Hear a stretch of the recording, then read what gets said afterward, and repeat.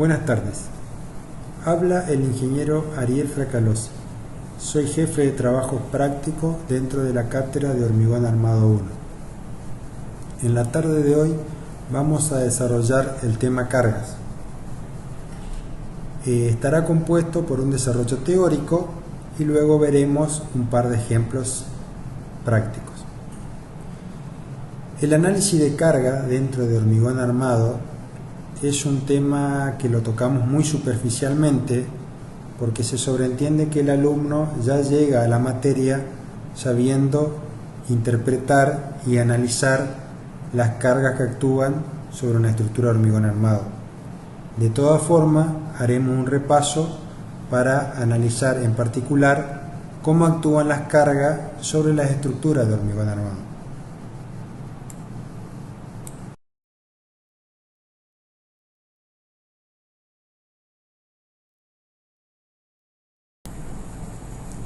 El objetivo que tenemos en Hormigón Armado 1 es diseñar una estructura que cumpla con su función de manera adecuada, sin colapso o mal comportamiento. Los datos necesarios para dicho diseño son los materiales que vamos a emplear y las cargas que van a actuar. Con respecto a los materiales, están bien definidos los tipos y las propiedades de cada uno. El hormigón que vamos a utilizar, nosotros vamos a conocer qué resistencia tiene y qué peso específico tiene. A su vez, el acero que vamos a emplear, también sabemos su resistencia y peso específico. O sea, con respecto a los materiales, tenemos todos los datos necesarios.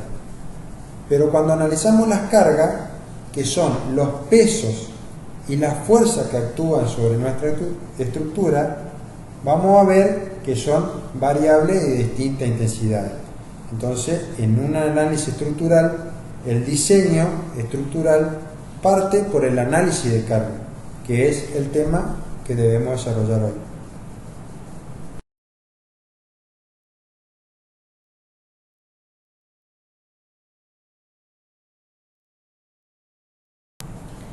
¿A qué denominamos cargas? Cargas son fuerzas que actúan sobre los distintos elementos de una estructura, produciendo sobre ellos efectos llamados solicitaciones. Se clasifican en dos grandes grupos, según su unidad de forma de actuación o según su duración. Según su unidad o forma de actuación, se la divide en superficiales, lineales o puntuales, y según su duración, en permanentes, variables o accidentales.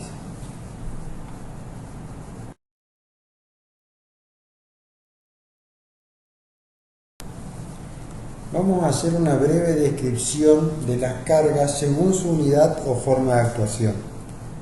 Las cargas superficiales, como su nombre lo indica, actúan en forma distribuida sobre una superficie. En una estructura de hormigón armado, el caso más común son las losas, sobre la cual actúa una carga superficial que puede estar comprendida por el peso propio, la sobrecarga de uso, etc.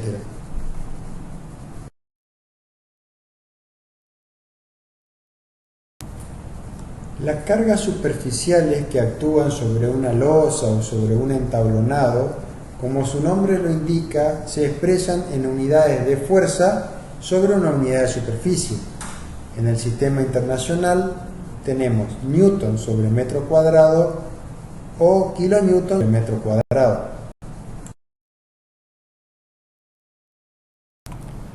Las cargas lineales, como su nombre lo indica, actúan en forma distribuida sobre una longitud. Es el caso de la reacción de una losa sobre una viga, de mampostería sobre una losa o una viga, etc.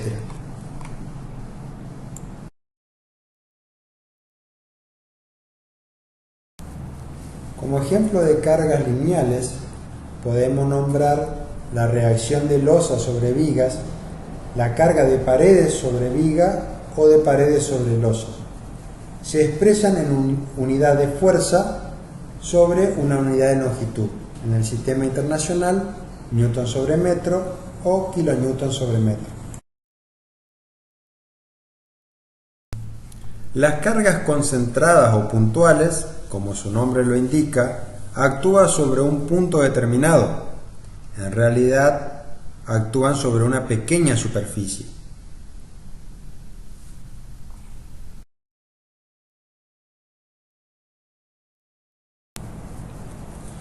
Ejemplo de cargas puntuales, tenemos las cargas que llegan a columna.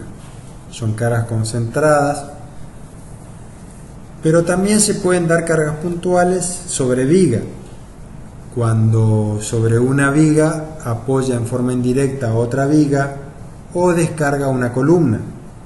En el análisis de solicitaciones de la viga tendremos las cargas distribuidas que llegan de la losa más la carga puntual de la reacción de la viga o la columna. A su vez, sobre losas también tenemos cargas puntuales, como el caso de salas de máquina, donde la normativa nos prevé que se calculen las losas con una carga distribuida más una carga puntual. El sistema internacional determina las unidades de las cargas puntuales en newton o kilonewton. En el siguiente esquema estructural se analiza el tipo de carga que actúa sobre cada elemento estructural. Sobre las losas predominan cargas superficiales, sobre vigas cargas lineales, sobre columnas carga concentrada y en fundaciones carga superficial. Asimismo, sabemos que sobre losa pueden actuar cargas lineales, como el caso de una mampostería, o cargas puntuales, si el destino es una sala de máquina. A su vez, en vigas también tenemos la posibilidad que actúen cargas puntuales, como el caso del apoyo indirecto de una viga o el apego a una columna.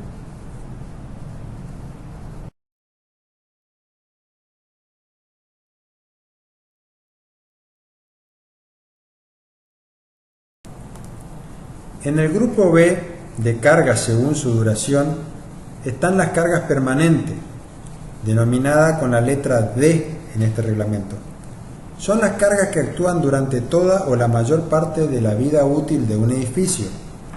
Se generan por el peso propio de los materiales que la componen. Ejemplo, piso contra piso, paredes, peso propio de la estructura, etc. Las cargas permanentes se hallan multiplicando el peso unitario o específico del material utilizado por las dimensiones del elemento considerado.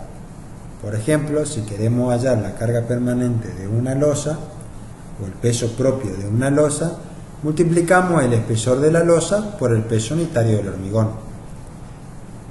Los pesos unitarios de los materiales los obtenemos del CIRSO 101 del capítulo 3, cargas permanentes. Y el espesor de la losa debería ser dato. Es importante que cuando hagan los cálculos utilicen las unidades para no multiplicar, en este caso por ejemplo, el espesor en centímetros con el peso unitario en metro. De esta manera evitamos errores de cálculo que luego arrastran en todo el ejercicio. Entonces, para obtener el peso propio de una losa debemos multiplicar el espesor en metro por el peso unitario del hormigón, que en nuestro caso es 25 kN sobre metro cúbico, y obtenemos una carga permanente superficial en kilonewton sobre metro cuadrado.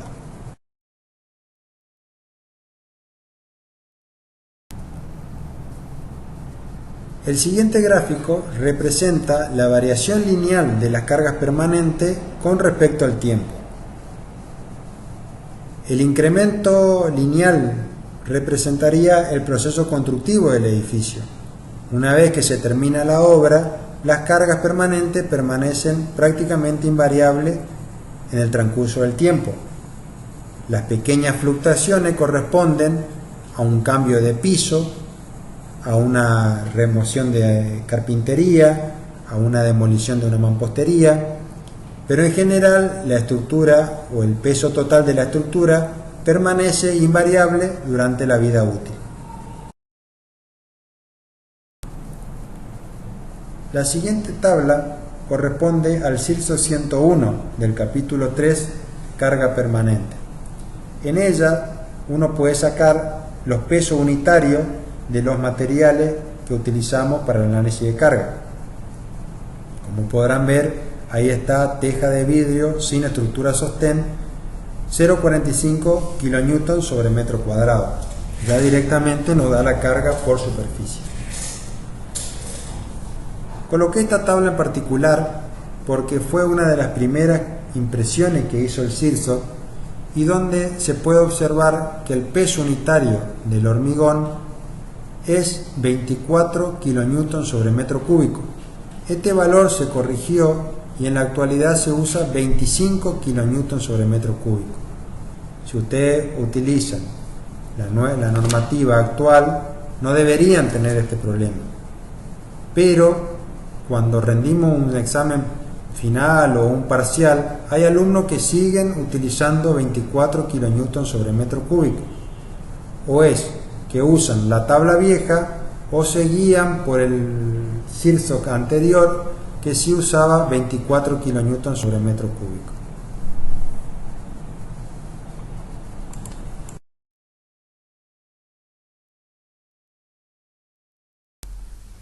Continuando con las cargas según su duración, tenemos cargas variables denominadas con la letra L.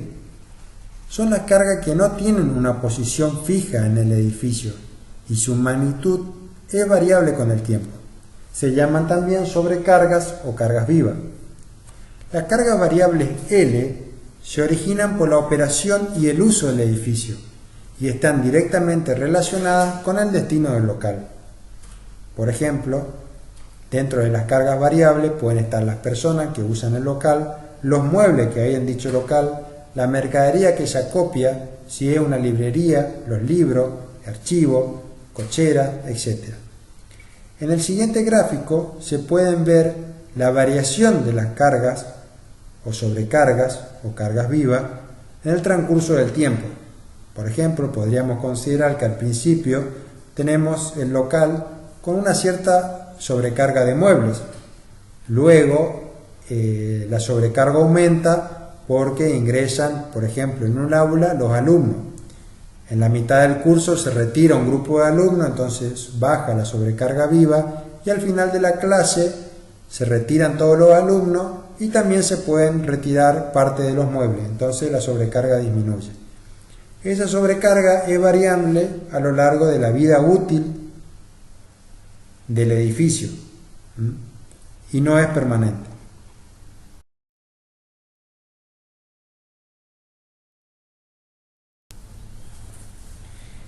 Los valores de sobrecarga o cargas vivas resultan de postular situaciones altamente desfavorables, de tal manera que las probabilidades de superar dichas cargas durante la vida útil del edificio sean prácticamente nulas. Estos valores de sobrecarga se lo obtienen de estudios estadísticos. La norma y reglamento de construcción establece valores mínimos a considerar de sobrecarga sobre las estructuras que estamos analizando. Por eso es importante en la memoria de cálculo dejar bien establecido cuál es la sobrecarga y el destino con el cual se calculó o dimensionó el local. Por ejemplo, en el reglamento CIRSO 101 se establece que la sobrecarga para un local comedor es 2 kN sobre metro cuadrado.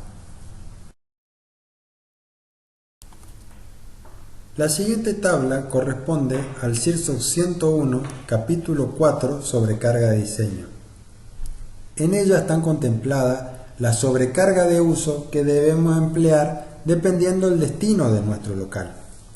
Para el caso de gimnasios, debemos utilizar una sobrecarga uniforme de 5 kN sobre metro cuadrado. En el caso de hospitales, salas de operaciones y laboratorios, una sobrecarga uniforme de 3 kN sobre metro cuadrado. Asimismo, nos pide que consideremos una carga concentrada de 4,5 kN.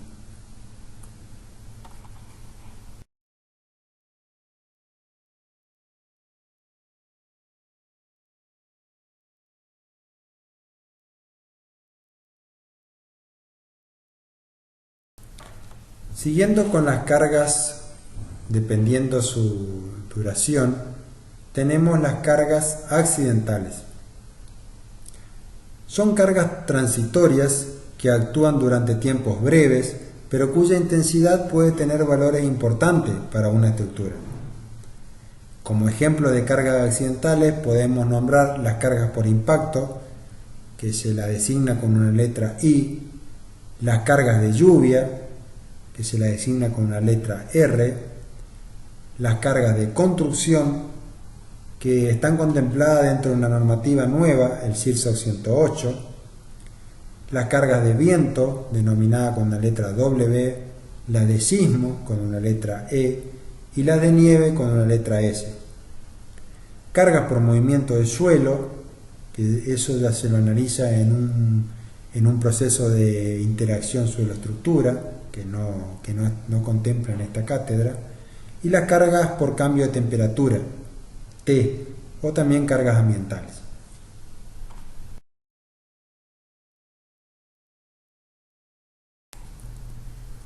Un ejemplo de cargas por impacto se analiza cuando se calculan tribunas. En una tribuna actúa el peso propio, la sobrecarga de los espectadores y a su vez el impacto que genera cuando los espectadores saltan al mismo tiempo. Esa carga debe ser tenida en cuenta en el dimensionado de la estructura. Cuando las estructuras son muy esbeltas y tienen este fenómeno de impacto, se analiza una siguiente posibilidad, que es la frecuencia, que la estructura entre en frecuencia con la frecuencia del salto de los espectadores. Ya es un estudio mucho más avanzado que hoy en día también se tiene en cuenta. Otro caso de cargas por impacto se da en los puentes. Tenemos cargas por impacto sobre el tablero, que está generado por el tráfico de vehículos, especialmente de camiones, o la posibilidad del impacto de una embarcación sobre las pilas del puente.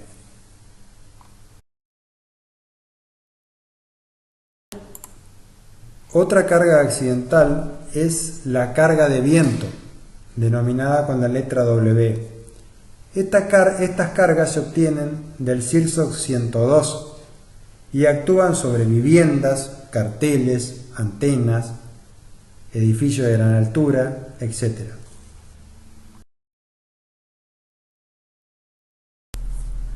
Las cargas por temperatura T, por lo general, pocas veces son tenidas en cuenta en estructura de hormigón armado, pero que generalmente nos dan dolores de cabeza, porque no estamos habituados a tenerlas en cuenta y sí se manifiestan con una intensidad muy elevada en el caso, por ejemplo, de un riel de ferrocarril.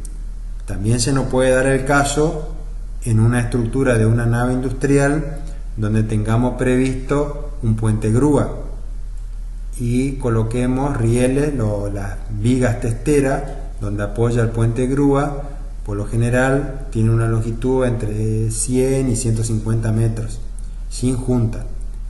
Cuando hay grandes cambios de temperatura, como en el Chaco, estos elementos sufren una dilatación o una contracción importante que me pueden generar esfuerzos o solicitaciones no previstas y generar fallas estructurales importantes. Otra carga accidental es la carga por temperatura.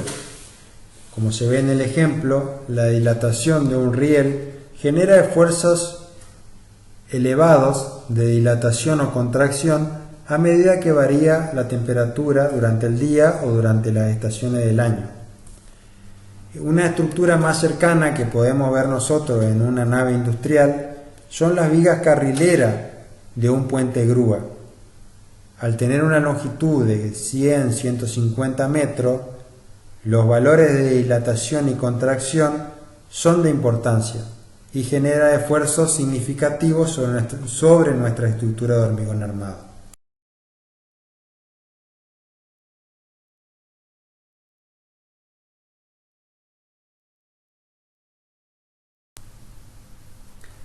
Las cargas sísmicas E se obtienen del CIRSOC 103. Dentro de la normativa se encuentra un gráfico donde está sectorizado la República Argentina en 5 zonas. La zona 0, muy reducida, que comprende Santa Fe, Chaco, Formosa, Corrientes, Entre Ríos, Buenos Aires, que son zonas sin riesgo sísmico.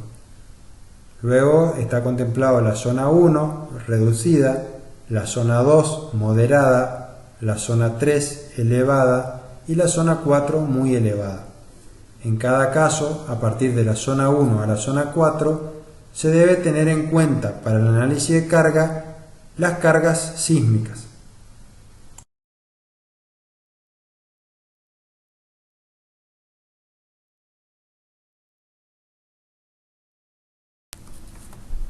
Las cargas de nieve S están contempladas dentro del reglamento CIRSOC 104, en cuyo reglamento está sectorizado la República Argentina en las zonas donde hay que considerar este efecto. Santa Fe, Entre Ríos, Chaco, Corrientes son zonas que no están afectadas por las cargas de nieve. Sí, toda la cordillera y el sur de la República Argentina.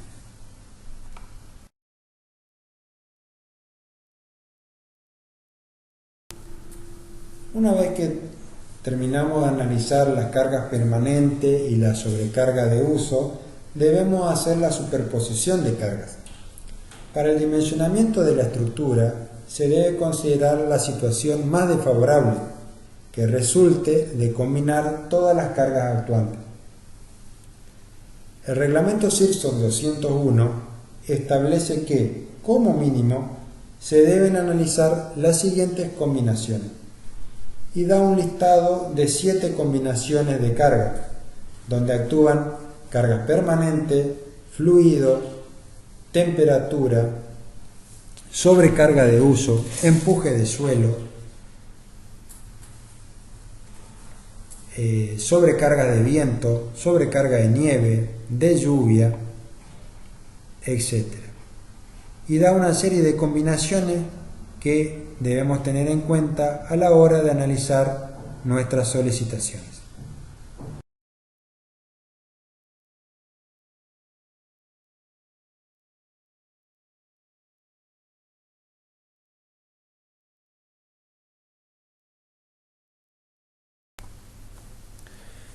Para el análisis de la superposición de carga en hormigón armado 1 vamos a analizar las cargas D, cargas permanentes, las cargas L, sobrecarga, y un grupo de cargas A como cargas accidentales. Por lo general, en hormigón armado 1 se consideran las cargas mayoradas y las cargas sin mayorar. Las cargas sin coeficiente de seguridad están dadas por las cargas permanentes y la sobrecarga de uso. Con estas cargas vamos a llegar a las fundaciones y nos permitirán determinar las dimensiones de la base, ya que el estudio de suelo nos da un valor de tensiones admisibles. Y si trabajamos con cargas mayoradas, vamos a lograr una sobredimensión de la fundación. Las cargas totales con coeficiente de seguridad que vamos a utilizar en hormigón armado 1 van a ser de 1,20 de las cargas permanentes y 1,60 de la sobrecarga, como lo establece el CIRSOC.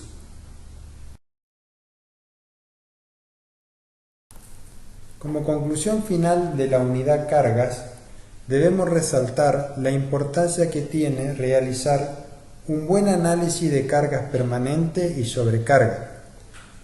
La seguridad de nuestra estructura está asociado a los factores de mayoración que aplicamos a las cargas permanentes y a la sobrecarga. Un mal análisis de carga podría ocasionar una sobredimensión de la estructura o el colapso de la misma. Muchas gracias.